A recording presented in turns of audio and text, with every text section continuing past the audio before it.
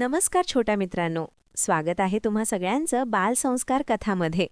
आज आपण ऐकणार आहोत एक खूपच छान गोष्ट, ससा आणि कासवाची शर्यत.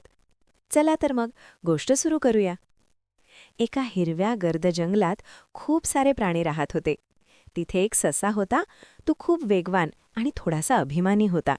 आणि एक कासव होता, हळूहळू चालणारा पण मेहनती आणि शांत स्वभावाचा. दोघं नेहमी एकमेकांना भेटत, पण ससा नेहमी कासवावर हसत असे. तो म्हणे, अरे कासवा, तू इतका हळू चालतोस की मी तुझ्यापेक्षा 100 पट वेगवान आहे. कासव मात्र नेहमी हसून शांतपणे म्हणे, सशा, वेग महत्वाचा असतो, पण सातत्य आणि संयम जास्त महत्वाचं असतं. एका सकाळी ससा जंगलात सगळ्यांसमोर म्हणाला, या जंगलात माझ्याशी स्पर्धा करू शकणाऱ्या एकही प्राणी नाही. मी सर्वात वेगवान आहे. हे ऐकून सगळे प्राणी शांत झाले.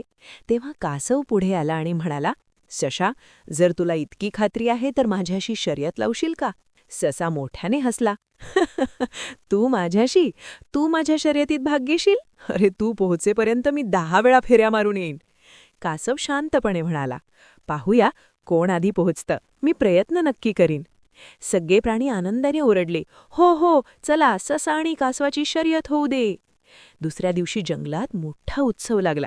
माकडांनी झाडावरून झेंडे टांगले, हत्तीने शिट्टी वाजवली, पोपट ओरडला, आज ससा आणि कासवाची शर्यत आहे. सगळे प्राणी त्या रस्त्यावर जमले जिथे शर्यत होणार होती. एका बाजूला ससा, दुसऱ्या बाजूला कासव उभे राहिले. माकडाने मोठ्याने ओरडलं, तयार, 1, 2, 3, सुरू. ससा विजेच्या वेगाने पळू लागला. थोड्याच वेळात तो कासवाला खूप मागे टाकून गेला. मागे वळून पाहिलं तर कासव अजून सुरुवातीला होता. सशाने स्वतःशी म्हटलं, हा कासव तर फार हळू आहे. मी थोडं विश्रांती घेऊ शकतो, तरीसुद्धा मी आधीच पोहोचेन. तो झाडाच्या सावलीत बसला, काही गवत खाल्लं आणि मग डोळे मिटले. थंड वाऱ्याची झुळूक लागली आणि तो गाढ झोपी गेला. दरम्यान कासव थांबला नाही. त्याने प्रत्येक पाऊल काळजीपूर्वक टाकत पुढे जाणं सुरू केलं. त्याच्या चेहऱ्यावर घाम होता, पण मनात एकच विचार, थांबायचं नाही, प्रयत्न करत राहायचं.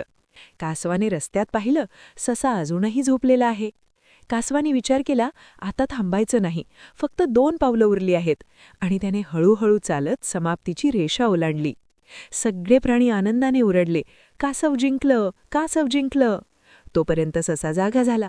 त्याने पाहिलं की सगळे प्राणी आनंदात नाचत आहेत आणि कासव विजेता ठरला आहे. तो धावत रेषेपर्यंत पोहोचला, पण उशीर झाला होता. ससा लाजला.